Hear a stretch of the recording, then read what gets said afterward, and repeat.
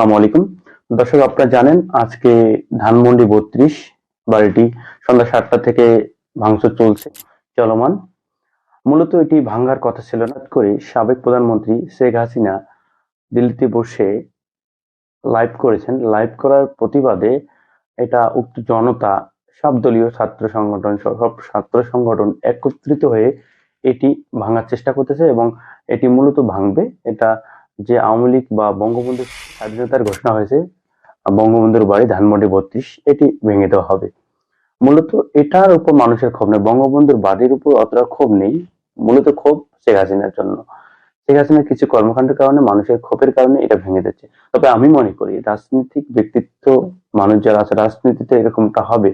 বঙ্গবন্ধুর বাড়ি ভেঙে দেওয়া বা কোনো ক্ষতি করা, এটাতে কোনো যায় আসে না। কারণ এখানে রাজনীতিতে কিছু না। মানুষ বঙ্গবন্ধুর বাড়িতে বুকে ধারণ করে, বুক তো মানুষ চিনতে পারতেছেন না, বাড়ি ভেঙে কি হবে?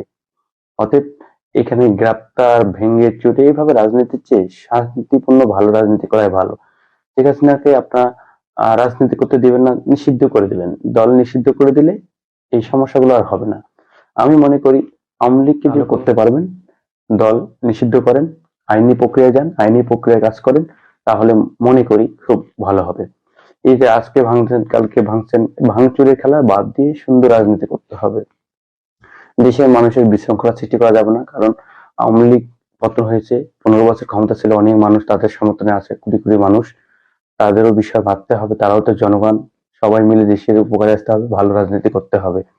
এই যে ভাঙচুর, এটা বন্ধ করতে হবে। মনে রাখতে হবে আওয়ামী লীগ বাংলাদেশের বড় দল, লক্ষ লক্ষ কোটি কোটি সমর্থক আছে।